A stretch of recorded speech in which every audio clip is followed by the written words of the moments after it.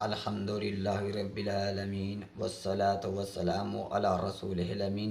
मुअज़्ज़िज़ सामीन हज़रात, हम इंशाअल्लाह रहमान आज आप लोगों के सामने हनफियों के इस एतराज़ पर बात करेंगे कि वो कहते हैं कि रफ़ा दैन का हमें हुक्म दिखाएं कि इमामुल अंबिया सल्लल्लाहु अलैहि वसल्लम ने हुक्म कब दिया।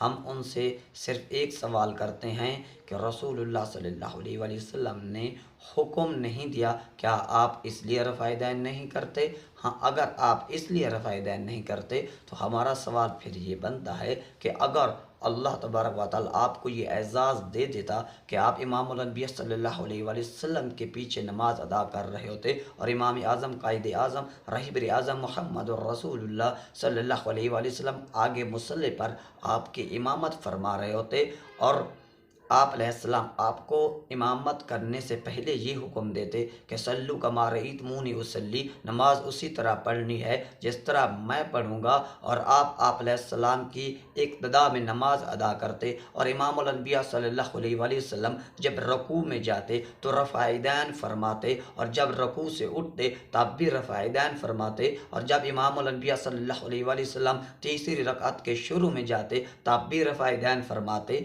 और अब मैं तुझसे ये पूछता हूँ, क्या तू भी रसूलुल्लाह सल्लल्लाहु अलैहि वसल्लम की इक्तदा में रफ़ाइदैन करता या न करता?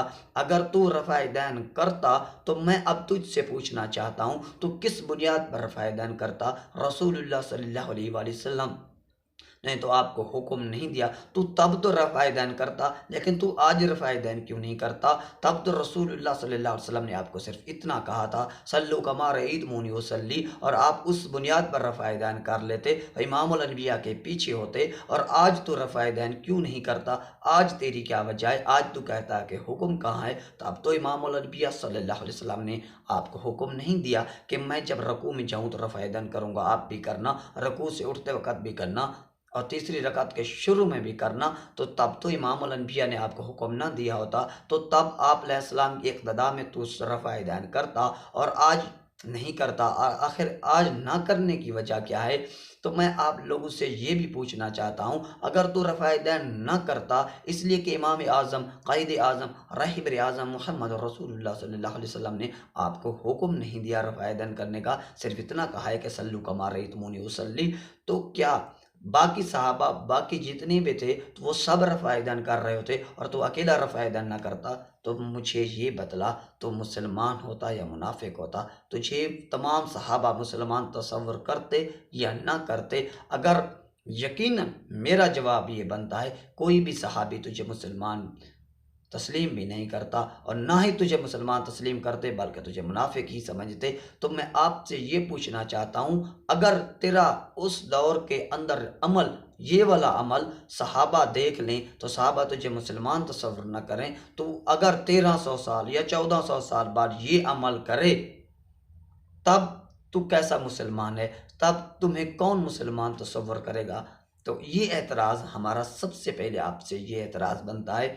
और रही बात कि आप कहते हो कि हमें हुक्म दिखाओ, मैं आपसे पूछना चाहता हूँ, सारे सहाबा रज़ी अल्लाह ताला रिज़वानुल्लाहि अलैहिम अजमाइन रफ़ाए दैन करते थे, क्या उन्हें रसूलुल्लाह ने हुक्म दिया था कि वो रफ़ाए दैन करते, या वो बगैर रफ़ाए दैन बगैर हुक्म के?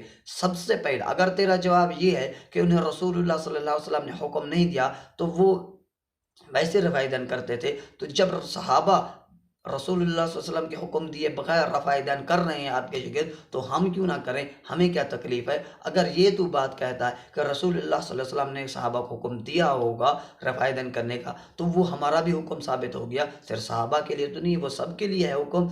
तो मैं आपसे ये कहना चाहता हूँ, जिस बुनियाद पर सहाबा किराम रिज़वानुल्लाहि अलैहिम अजमईन रफ़ाइदन फरमाते थे, हम उसी बुनियाद पर कर रहे हैं। जो सहाबा की दलील थी वही हमारी दलील है, और आपके पास कौन सी दलील है रफ़ाइदन न करने की? और दूसरी आपकी एक और वजह, आप के इस एतराज़ पर एक मैं और भी जवाब दे दूं कि आप कहते हो कि रफ़ाइदन का हुक्म दिखाओ, तो कुरान मजीद की एक आयत मुबारक है जिसका खुलासा मैं आप लोगों के सामने रखना चाहता हूँ। अल्लाह तबारक व तआला कहता है कि कुरान मजीद के अंदर ये आयत मौजूद है, उसका खुलासा कुछ इस तरह है कि मुशरिकीन ने इमामुल अनबिया सल्लल्लाहु अलैहि वसल्लम से मुतालबा किया कि आपके साथ कोई निशानी क्यों नहीं आई ताकि हम आप पर ईमान लाते, बल्कि उसके आयत के अंदर तो इतने कसम खाने के भी अल्फाज हैं कि ये मुशरिकीन कसम खा कर कहते हैं कि इमामुल अंबिया सल्लल्लाहु अलैहि वसल्लम पर अगर कोई निशानी आती तो हम ईमान ले आते। तो अल्लाह तबारक व तआला ने कहा कि ए नबी, अगर तुझ पर निशानी भी आ जाए तब भी ये ईमान नहीं लाएंगे।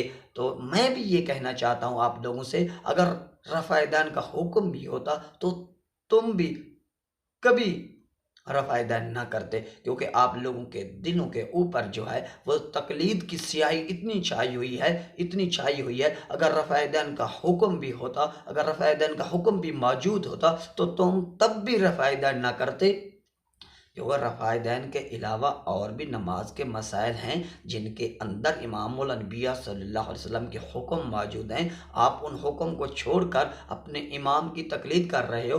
बाकी 8 या 6 मसले, 7-8 ऐसे भी मसले हैं नमाज के जिसके अंदर इमामुल अनबिया सल्लल्लाहु अलैहि वसल्लम के अहकाम मौजूद हैं, हुक्म मौजूद हैं, आप तब भी उन पर अमल नहीं करते। तो अगर रफ़ा यदैन का हुक्म भी आ जाता तो तब भी ना करते, जिस तरह बाकी मसलों को छोड़ दिया। मिसाल के तौर पर चंद मैं आप लोगों को इख्तिसार के साथ मिसाल अर्ज़ करना चाहता हूँ कि इमामुल अंबिया सल्लल्लाहु अलैहि वसल्लम ने हज़रत बिलाल को हुक्म दिया कि अज़ान डबल कहें। उस हदीस का मैं खुलासा सुना रहा हूँ कि अज़ान डबल कहें और अकामत सिंगल कहें, अकहरी अकामत कहें।